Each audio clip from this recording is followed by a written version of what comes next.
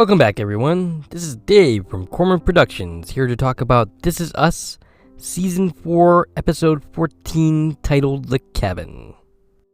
I'm a couple episodes behind talking about this series, so I'm going to do a much shorter video, hence the title, Bits and Bobs.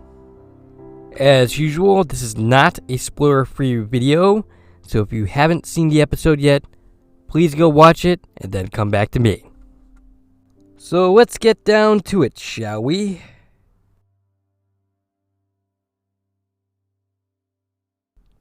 The end of the Marc arc, hey, that rhymed, played out very meh for me. In the previous episodes that we've had Marc as a character, we saw both sides.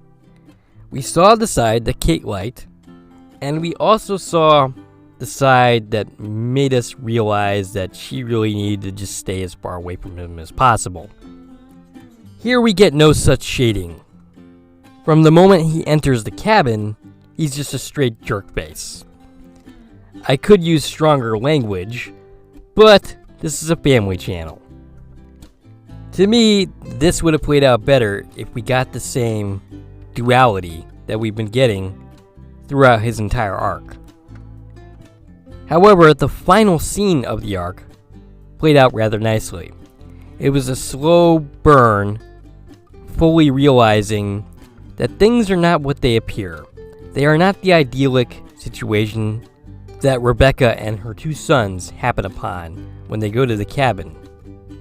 Why is it cold in here? Why is this window broken? Though Randall fails to notice when he notices the window that there's blood on the window. I certainly noticed that. Hey Kate, why are you wearing gloves? Oh, it's because you're hiding a pretty severe wound likely caused by you breaking into the house. Because Marc is a jerkface who locked you out in the freezing cold. Rebecca here is very large and in charge. She calms her boys down so that they don't go and kick Marc's butt, and then tells Marc to get the heck out of her house, and that she will never be seeing Kate again. This scene was nicely played, and like I said, it was a slow burn, and it's one of two slow burn scenes that were very, very nicely done.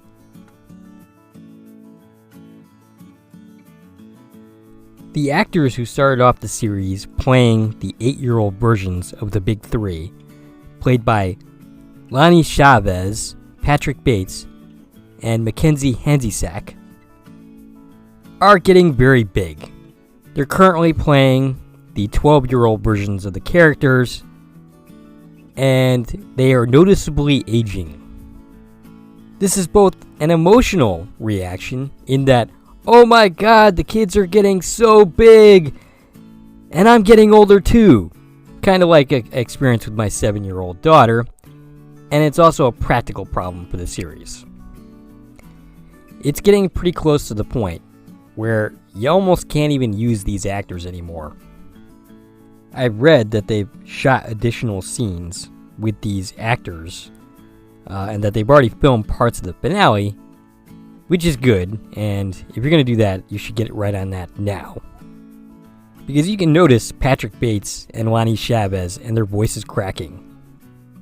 They're pretty close to being teenagers themselves. Mackenzie Hanzisak is taller than Hannah Zeel, who plays the teenage version of her character.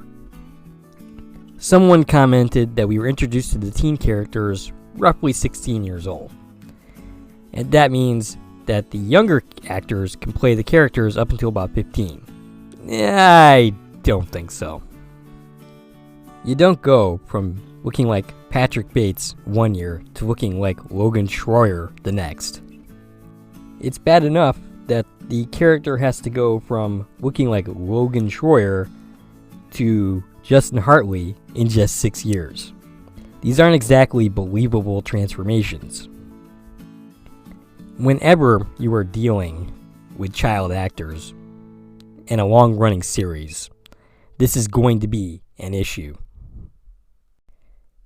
The kids grow up fast. But this is actually a unique problem for the series, which has the actors playing different versions of themselves by different actors in different time frames. To a certain extent, you basically have to have suspension of disbelief if you like the story that they're telling. But it is an interesting problem, and one that I'm interested to see how the series handles it from here on out. I'm wondering if that's one of the reasons why we are now seeing more than just two timelines. In this episode, we get the teen timeline, as well as the preteen timeline, present day, and we even see a little bit of the future timeline. This is a trend that has carried off the Big Three trilogy, and that we will see in the next couple episodes, which I have seen at this point.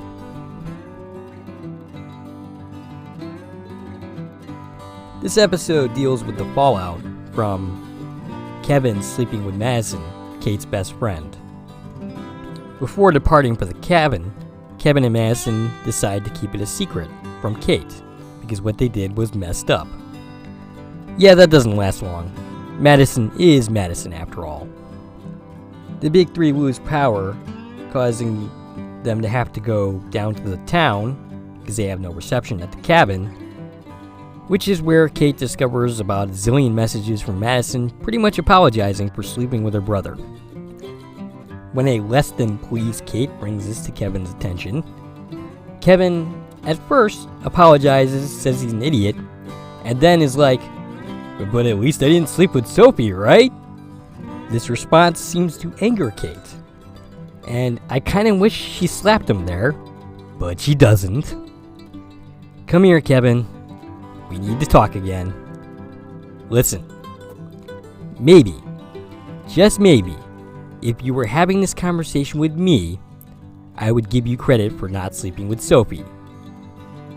But not really. No, I don't really think I would.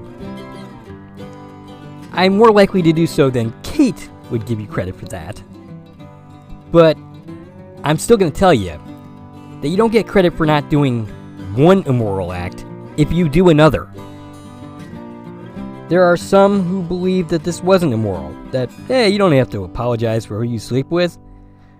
But I'm not in that camp. That's a pretty lame and terrible defense, and you really should have just stuck with, I'm sorry, I'm an idiot. Honey, I know I cheated on you, but at least it wasn't with your sister. I know I robbed a bank, but I didn't kill anybody. Oy, Kevin, this is the kind of thing that makes me want to slap you repeatedly over and over. And Kevin, stop looking at me with those puppy dog eyes. I already told you, I am not going to sleep with you. Randall's reaction to learning that Kevin slept with Madison is pretty hilarious, by the way.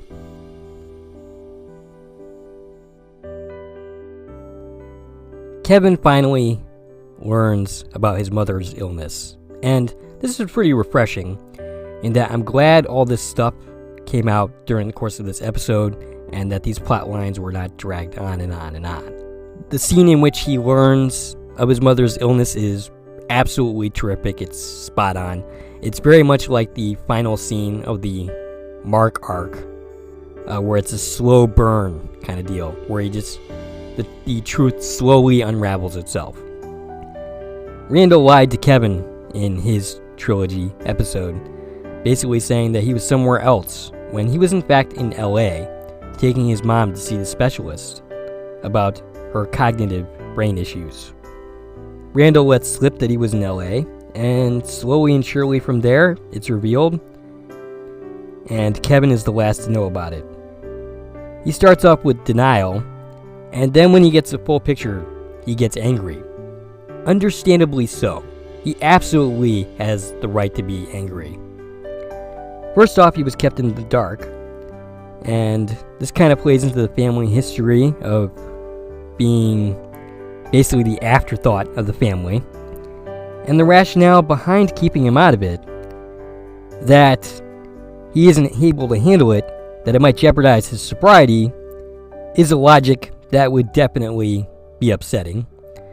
And then there's the fact that his mother is ill. So he's dealing with a lot right there.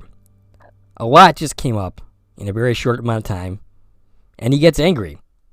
And he leaves the cabin to go be by himself. I also find it vaguely curious that anybody thinks that Randall is any more capable of handling this situation, the brunt of it anyway, than Kevin is. Kevin has his sobriety issues, but Randall has had quite a few meltdowns in his time. He has an anxiety history.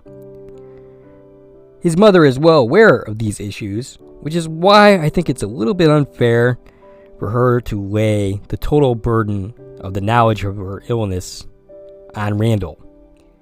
Kate gives Randall empathy here, saying it must have been lonely having to keep the secret from all of them, and he absolutely deserves empathy. That's one of the things I love about this show. There are no villains here. Everybody's position here makes sense. Kevin absolutely deserves to be angry, and Randall absolutely deserves empathy. Now, I don't think that Randall comes entirely from pure motivations here. Nobody really does when it comes down to it. But he still deserves the sympathy and empathy, and I think his heart is for the most part in the right place. This is probably the last that I'm going to be defending Randall for a while, because in the next couple episodes, his behavior does not thrill me. But we will get into that when we get to those episodes. It's not going to be long.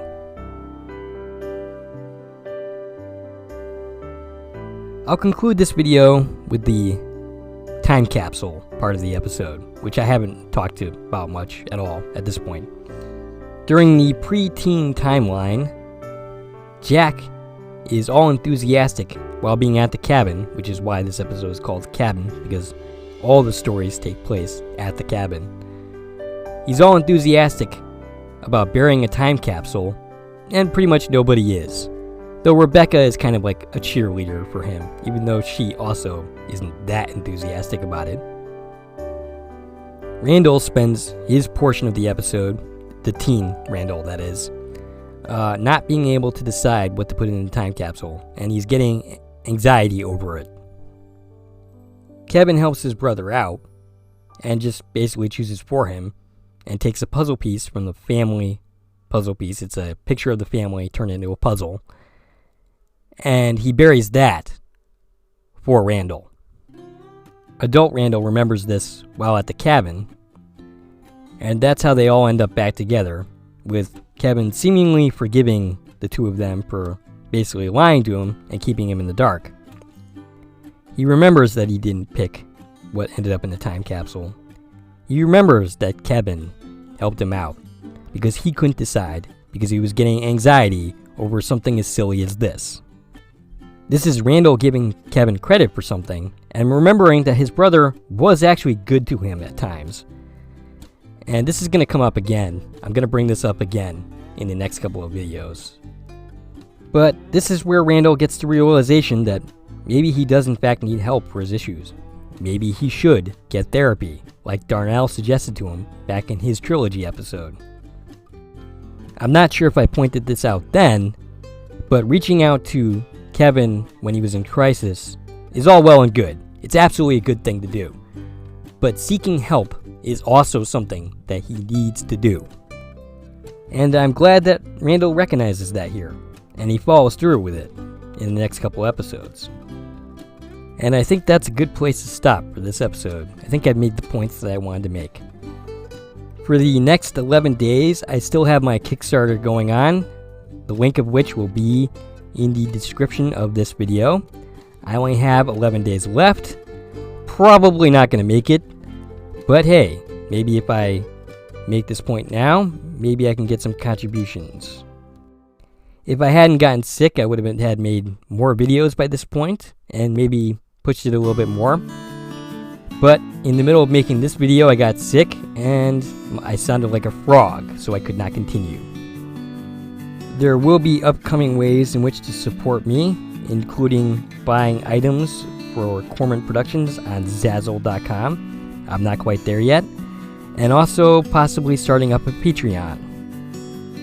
Anyway, that's all I got for you guys today. This is Dave from Cormorant Productions, signing off.